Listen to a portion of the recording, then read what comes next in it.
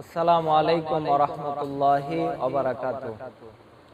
আজকে আমরা জানব যে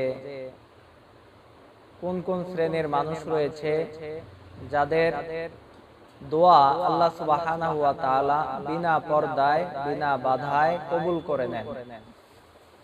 তো যেই সকল মানুষদের দোয়া আল্লাহ সুবহানাহু ওয়া তাআলা বিনা বাধায় আল্লাহ তাআলা কবুল করেন, এই সমস্ত শ্রেণীর মানুষ হাদিস শরীফের মধ্যে রয়েছে তিন শ্রেণীর। যে তিন শ্রেণীর মানুষ যদি দোয়া করে আল্লাহ তাআলা তাদের দোয়াকে খালি ফিরান না, সাথে সাথে কবুল করে নেন। যেমনি ভাবে ইবনে মাজাহ শরীফের 1752 নম্বর হাদিসের মধ্যে এসেছে, হযরত আবু হুরায়রা রাদিয়াল্লাহু তাআলা আনহু তিনি বর্ণনা করেন, আল্লাহর হাবিব সাল্লাল্লাহু আলাইহি ওয়াসাল্লাম তিনি বলেছেন, সালাসাতু লা তুরাদ্দু দাওয়াতুহুমুস সাইমু হাত্তা ইফতিরা। যে তিন শ্রেণীর মানুষ রয়েছে যাদের দোয়াকে ফেরত দেওয়া হয় না, কবুল করে নেওয়া হয়। এর মধ্যে এক শ্রেণী হচ্ছে যে ওই রোজাদার যতক্ষণ না সে ইফতার করে নেয়, ইফতার আগ পর্যন্ত ওই রোজাদার যত দোয়া করবে আল্লাহ তাআলা ওই রোজাদারের দোয়াকে কবুল করে নেবেন। সুবহানাল্লাহ। দ্বিতীয় নম্বরে হচ্ছে ওয়াল ইমামুল আদিলু। দ্বিতীয় নম্বরে হচ্ছে ওই শাসক যে শাসক ন্যায় বিচার করে, ন্যায় বিচারক শাসকের দোয়া আল্লাহ সুবহানাহু ওয়া তাআলা বিনা বাধায় কবুল করে নেন। তারপরে ওয়া দাওয়াতুল মাজলুম। তিন নম্বরে হচ্ছে মাজলুমের দোয়া। মাজলুম যদি দোয়া করে তার দোয়া এবং বদদোয়া সে যেটাই করবে এটা সাথে সাথে আল্লাহ সুবহানাহু ওয়া তাআলা কবুল করে নেবেন।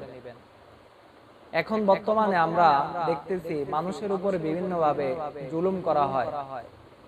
এই যে জুলুম করা হচ্ছে, এই জুলুম যে মাজলুম হচ্ছে সে যখন আল্লাহর কাছে ফরিয়াদ করে জালেমের বিরুদ্ধে, তখন আল্লাহ তাআলা কিন্তু সাথে সাথে দোয়া কবুল করে নেন।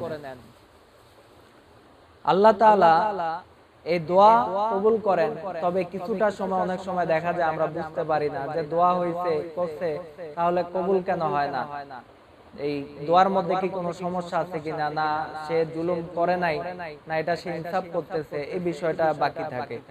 আল্লাহর হাবিব সাল্লাল্লাহু আলাইহি ওয়াসাল্লাম তিনি এই বিষয়টা আমাদের মাঝে স্পষ্ট করে দিয়েছেন। আল্লাহর হাবিব বলেন যে ওয়ায়াকুলু রাব্বু ওয়া ইজ্জাতি লা আনসুরান্নাকা ওয়ালাউ বাদা হিন। যে আমার মর্যাদার শপথ যে নিশ্চয় কিছুটা সময় দেরিতে হলো যে আল্লাহ তাআলা যে মাজলুম হয় তাকে আল্লাহ তাআলা সাহায্য করবেন এবং যে জুলুম করে তার বিচার করবেন। অন্যত্র এসেছে সহিহ বুখারী 2448 নম্বর হাদিসের মধ্যে হযরতে আব্দুল্লাহ ইবনে আব্বাস রাদিয়াল্লাহু তাআলা আনহু তিনি বলেন যে আল্লাহর হাবিব সাল্লাল্লাহু আলাইহি ওয়াসাল্লাম তিনি যখন হযরতে মুআয ইবনে জাবাল রাদিয়াল্লাহু তাআলা আনহুকে ইয়ামান দেশের শাসক করে পাঠাচ্ছেন, তখন তিনাকে একটি পরামর্শ দিয়েছেন।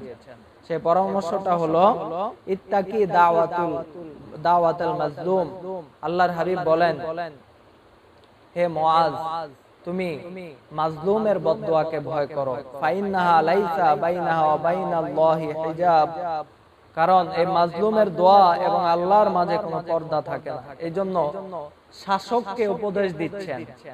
এখানে লক্ষণীয় বিষয় হচ্ছে একজন শাসককে আল্লাহর হাবিব উপদেশ দিচ্ছেন যে তুমি মাজলুমের বদদোয়া থেকে বেঁচে থাকবে।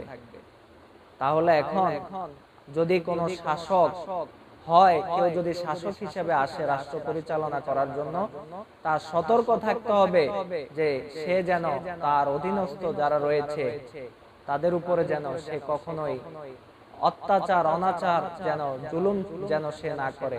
কারণ আল্লাহর হাবিব শাসকদেরকে উপদেশ দিয়েছেন তারা যেন জুলুম না করে। আল্লাহ সুবহানাহু ওয়া তাআলা আমাদেরকে জুলুমকারীর জুলুম থেকে হেফাজত করুন। আমিন।